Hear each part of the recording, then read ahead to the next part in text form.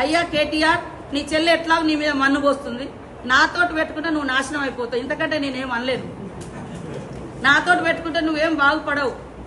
ఎందుకంటే నేను నా దగ్గర అదొకటే ఉంది, శాపనార్థం తప్ప నా దగ్గర నీ లెక్క కుల బలము, ధన బలము, అధికార బలము, అహంకారము మరి ఏమి లేదు. నేను సింగల్.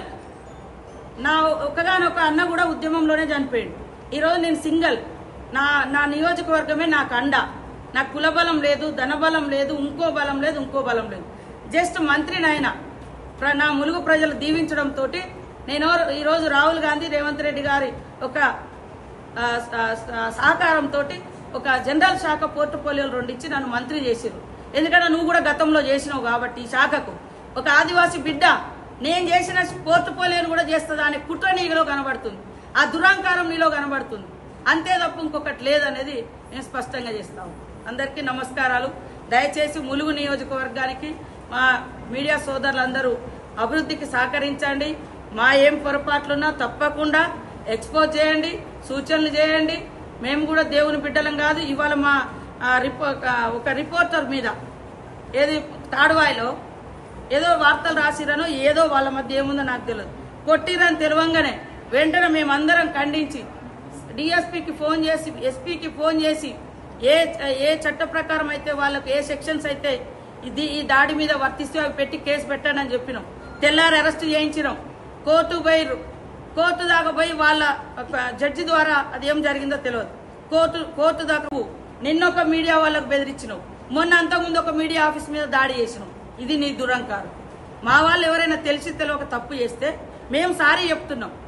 అక్కడక్కడ ఎవరైనా ఇళ్ల కోసం ఎవరైనా అగాత్యాలు పాల్పడితే ఎంక్వైరీ చేసి వాళ్ళని పార్టీ నుంచి కూడా బహిష్కరణ చేసిన నేను చేస్తా.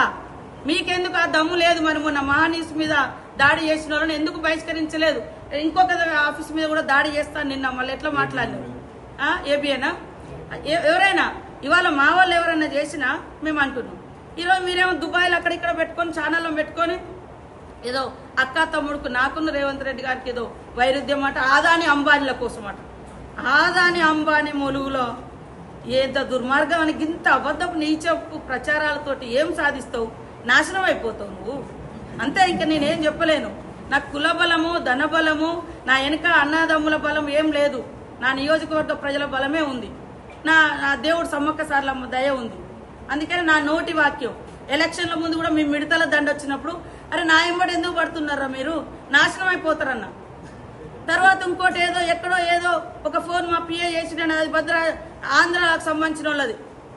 ఆంధ్ర గవర్నమెంట్, ఈ గవర్నమెంట్ టీఆర్ఎస్ ఉన్నప్పుడు అక్కడిక్కడ రాయబారాలు చేసిన ఆ లారీలో ఏదో మావాడు ఏదో ఫోన్ చేసిండని దాని మీద నన్ను మొత్తం ట్రోల్ చేస్తే ఆ రోజు దుఃఖంతో నేను అన్నా నువ్వు నాశనం అయిపోతావని. 2 రోజులకే నీ కుటుంబంలో పోయి జైల్లో పడి అది నాది. అంతే, ఇంక అంతకంటే ఏం లేదు. చూసుకో వీడియోలన్నీ. ఒకరోజు గట్టిన ఇక్కడనే ఆ పార్టీ ఆఫీస్లో ఎలక్షన్ జరుగుతుండే చెప్పిన ఆ రోజు పడడానికి పోయి నువ్వు మధ్యలో బతికిపోయాను. ఇంతకంటే ఇంకోటి ఏం లేదు. కేటీఆర్, నువ్వు పెట్టుకుంటే నీ సమౌజ్జులతోటి నువ్వు పెట్టుకో, కానీ ఒక ఆడకూతులతో ఇంట్లో ఆడబిడ్డను ఓర్వైతే బయట ఆడబిడ్డల్ని ఎదుగనివైతే. నిన్న మా సీఎం చెప్తున్నాడు, ఎస్ ఆడబిడ్డల రాజ్యాన్ని తీసుకురావడం కోసం నేను అవసరం 60 సీట్లు ఇస్తా, గెలిపిస్తా అంటున్నావు. నీ ఇంట్లో ఆడబిడ్డనే నువ్వు రకరకాల కుట్రలు కుతంత్రాలు చేసినావని బాధపడుతూ టీవీలో ముందుకొచ్చి ఏడుస్తుంది. నా కన్నీళ్లతోటి నువ్వేం బాగుపడతావురా? నువ్వేం బాగుపడవు, నాశనం అయిపోతావు.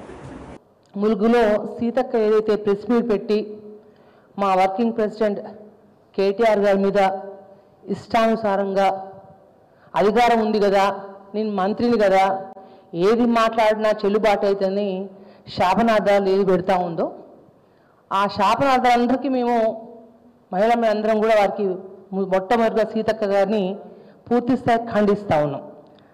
అసలు సీతక్క గారిని ఒక మాట అడగాల్సింది ఏంటంటే, మిమ్మల్ని కేటీఆర్ వారు రాష్ట్ర స్థాయి వర్కింగ్ ప్రెసిడెంట్గా ఒక ములుగులోనే కాదు, ఏ కార్యకర్తకైనా ఇబ్బంది అయితే యావత్ రాష్ట్రంలో నలుమూలల్లో ఏ జిల్లాలైనా మాట్లాడే హక్కు వర్కింగ్ ప్రెసిడెంట్ కేటీఆర్ గారికి ఉంది. వారు అడిగింది కూడా ఏంటంటే, మీ అనుచరగణంగా చేస్తున్న అరాచకాలు, ఆగడాల గురించి, ప్రత్యేకంగా మీరు ఆసి బిడ్డలకి ఏదైతే అక్కడ జరుగుతున్న అన్యాయం గురించి వారు మాట్లాడుతూ ఉన్న విషయాన్ని మీ దృష్టికి మీ కార్యకర్తలు ఏ తీసుకొచ్చినా కూడా మీరు ప్రత్యేకంగా మీ కార్యకర్తలు అన్నది ఏమంటారంటే, సీతక్క మంత్రి అయితే మేము బాగుపడతాం, మాకేదో జరిగిపోతుందని చెప్పేసి మేము ఎంతో ఆశ పెట్టుకున్నామని చెప్పేసి మీ కాంగ్రెస్ పార్టీ కార్యకర్తలు ములుగు జిల్లాలో ఉన్న అందరూ కూడా మీ అనుచరులను వెళ్ళి మీ ఇన్ఛార్జ్ అయిన మీనాక్షి నటరాజన్ గారికి ప్రత్యేకంగా వెళ్ళి వారికి లేఖ ఇచ్చిన విషయం మీరు మీ దృష్టికి వచ్చిందో లేదో మీరు గమనించాలని చెప్పేసి మేము అడుగుతా ఉన్నాం. నిజంగా మీరు న్యాయం చేయదలుచుకుంటే ఒక ఆదివాసీ బిడ్డగా ఏదైతే జీవో నెంబర్ 49 ఉందో, అంటే ములుగు నియోజకవర్గంలో ఆదివాసీ బిడ్డలకి ఇబ్బంది అవుతుంది, తరిమి కొడుతూ ఉన్నారు, మాకు ఆపద ఉంది జీవో 49 ద్వారా అని ఎవరైతే అందరూ రోడ్ ఎక్కి ఇబ్బంది పడుతూ ఉన్నారో ఆ ఆదివాసీ హక్కులని కాల రాస్తుంది కాంగ్రెస్ ప్రభుత్వం అని చెప్పేసి అందరూ వాబోతున్నారు, ఇబ్బంది పడుతున్నారని మావోయిస్ట్ పార్టీ తరఫున లేఖ రాసిన విషయాన్ని కూడా వాస్తవం కాదా అని మేము సీతక్కని ప్రశ్నిస్తూ ఉన్నాం. నిజంగా మీరు నిజంగా ఒక ఆదివాసీ బిడ్డ అయితే మీరు అధికారంలో ఉన్నది ప్రభుత్వం మీదే, మీరు క్యాబినెట్లో ఉన్నారు, నిజంగా మీరు ఆదివాసీ బిడ్డకు న్యాయం చేయగలిగేదైతే జీవో 49 ఎందుకు రద్దు చేయట్లేదో మీరు ఆదివాసీ బిడ్డలందరికీ కూడా మీరు సమాధానం చెప్పాలని చెప్పేసి మేము ప్రశ్నిస్తూ ఉన్నాం. అంతేకాదు మీరు ముందు గమనించాలి, ఇందిరమ్మ ఇళ్ల విషయంలో ఒక వాట్సాప్లో చిన్న మెసేజ్ ఒక కాంగ్రెస్ కార్యకర్త నాకు ఇందిరమ్మ ఇల్లు రావట్లేదు అని వారు వాపోతే కాంగ్రెస్ నాయకులు అక్కడ ఉన్న పోలీసుల యొక్క ఒత్తిడి మేరకు వాళ్ళ ఇబ్బంది మేరకు ఆత్మహత్య చేసుకునే విషయం మీ దృష్టికి రాలేదా? మీ కళ్ళు మూసుకుపోయినాయని చెప్పేసి మేము ప్రశ్నిస్తూ ఉన్నాం. అంతేకాదు మీ అనుచరులు ఏవైతే ఇసుక దందాలు చేస్తున్నా మిగతా అంతా కూడా మీరు మంత్రి అయినాక అరాచకాలన్నీ కూడా ఒక జర్నలిస్ట్ సోదరుడు బయటపడితే మీరు పిడిగుద్దులు గుద్ది వారిని ఇబ్బంది పెట్టి కార్లో లాకెట్టి మీ కార్యకర్తలు మీ అనుచరగడం కొట్టింది వాస్తవం కాదా అని చెప్పి మిమ్మల్ని అడుగుతా ఉన్నాం. మీరు మాటికి ఆదివాసీ బిడ్డ అని చెప్పుకుంటూ ఆదివాసీ కార్డు వాడుకుంటూ మా బీఆర్ఎస్ ప్రెసిడెంట్ కేటీఆర్ గారిని మీరు ఇష్టానుసారంగా మీరు మాట్లాడుతా అంటే బీఆర్ఎస్ పార్టీ కార్యకర్తలు బీఆర్ఎస్ పార్టీ ఊరుకోదని చెప్పేసి ప్రత్యేకంగా మీకు తెలియపరుస్తా ఉన్నాం. మీరు ఎట్లుందంటే ముసలి కన్నీరు గారుస్తూ ఇవాళ స్వాతి ముత్యం యాక్టింగ్ చేసుకుంటూ ఫేస్ పెట్టుకుంటూ గతంలో ఉన్న ధనసరి సీతక్క వేరు, అధికారం వచ్చినాక మంత్రి అయినాక సీతక్క యొక్క వేరైందనేది మీరు గమనించాలని తెలియవస్తా ఉన్నాం. వాస్తవంగా రేవంత్ రెడ్డి యొక్క క్యాబినెట్లో మహిళలకు గౌరవం లేదని ఒకరినొకరు వెళ్ళి కూడా గాంధీ భవన్లో మీ యొక్క ఇన్ఛార్జ్లకు వాపోతున్నది వాస్తవం కాదా మీరు గమనించాలని తెలియవస్తున్నాం. ఇంకో విషయం, గాంధీ భవన్లో మీ మహిళా అధ్యక్షులు వెళ్ళి మాకు మహిళలకు న్యాయం జరగట్లేను కన్నీరు కార్చింది వాస్తవం కాదా అని మిమ్మల్ని ఒకసారి ప్రశ్నిస్తా ఉన్నాం. కానీ ఇదే బీఆర్ఎస్ భవన్లో ఏ ఒక్క కేసీఆర్ గారి నాయకత్వంలో మా వర్కింగ్ ప్రెసిడెంట్ కేటీఆర్ గారి నాయకత్వంలో ఏ ఒక్క ఆడబిడ్డ కన్నీరు కార్చలేదు వాస్తవమా కాదా మేము తెలియజేస్తా ఉన్నాం. అంతేకాదు ప్రత్యేకంగా ఇవాళ మీరు 18 నెలల్లో రీల్స్కే పరిమితమైనరు కానీ మంత్రిగా అట్టర్గా ఫెయిల్ అయినరు. ఇవాళ ములుగు గతంలో పోయిన 5 సంవత్సరాల్లో నేను ఎంపీగా ఉన్నప్పుడు మా కేసీఆర్ గారు ప్రత్యేకంగా ముఖ్యమంత్రిగా ఉన్నప్పుడు ములుగు జిల్లాకు చేసిన అభివృద్ధి మీరు ఒక మాట అన్నారు, కేటీఆర్ గారు అభివృద్ధి ఓర్వలేకే మాట్లాడుతున్నాడు. ఏందమ్మా ఏం మాట్లాడుతున్నాం? అభివృద్ధి జరిగింది మీ కాంగ్రెస్ ప్రభుత్వంలోనా లేకపోతే కేసీఆర్ గారి యొక్క నాయకత్వంలోనా మీరు గమనించాలి. ములుగు జిల్లా ఇచ్చింది కేసీఆర్ కాదా గమనించాలి. మెడికల్ కాలేజ్ ఇచ్చింది కేసీఆర్ కాదా గమనించాలి.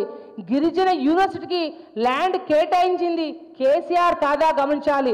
మల్లంపల్లి మండలం ఇచ్చింది కేసీఆర్ కాదా గమనించాలి మీరు.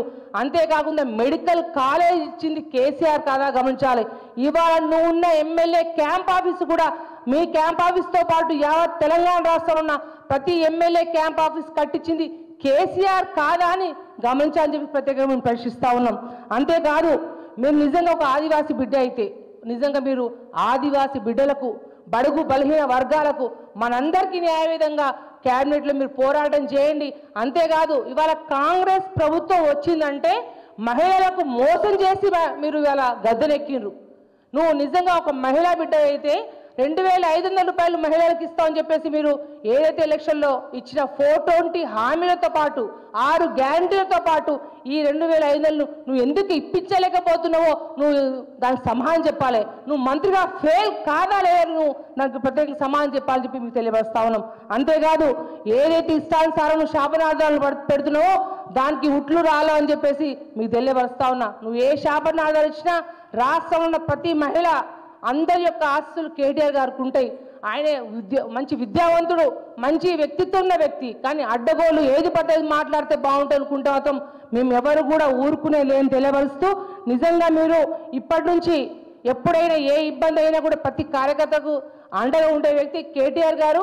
వర్కింగ్ ప్రెసిడెంట్ కానీ మీ ములుగు జిల్లాలోనే కాదు, యావత్ తెలంగాణ రాష్ట్రంలో ఏ చిన్న ఇబ్బంది అయినా కూడా ఖచ్చితంగా కూడా బీఆర్ఎస్ పార్టీ తరఫున కేటీఆర్ గారు అండగా ఉంటారని తెలియపరుస్తూ, మిమ్మల్ని అడుగుతూనే ఉంటాం, ప్రశ్నిస్తూనే ఉంటాం తెలియపరుస్తున్నా. కేటీఆర్ గారు మీకు ఏదైతే మీ రేవంత్ రెడ్డి గారు కేసీఆర్ అయినా రావాలి, కేటీఆర్ అయినా రావాలి అని సవాల్ విసిరిండు కదా, దాన్ని కేటీఆర్ గారు అంగీకరించి 3 రోజులు టైం ఇచ్చిండు కదా. ఇవాళ ఏదైతే సోమాజిగూడ ప్రెస్ క్లబ్లో ఆ రోజు కేటీఆర్ చెప్పిండు, ఇవాళ చెప్పిండు. మీరు వచ్చినా పర్వాలేదు, మీ మంత్రులు ఎవరు వచ్చినా పర్వాలేదు అంటాం. మేము డిమాండ్ చేస్తా ఉన్నాం, దమ్ముంటే మీరు రండి. మీరు కనీసం కేసీఆర్ గారు చేసే సంక్షేమ కార్యక్రమాన్ని మీరు కొనసాగింపు చేయలేని దమ్ము లేని మంత్రులు మీరు, దద్దమ్మలు మీరు. కాబట్టి మీరు దీన్ని పూర్తి స్థాయి ఏదైతే మీరు మాట్లాడుతున్న విషయాన్ని పూర్తి స్థాయి ఖండిస్తూ ఇంకొకసారి ఇట్లాంటి చర్యలు మాట్లాడితే మాత్రం మంచిగా ఉండని చెప్పి హెచ్చరిస్తా ఉన్నాం.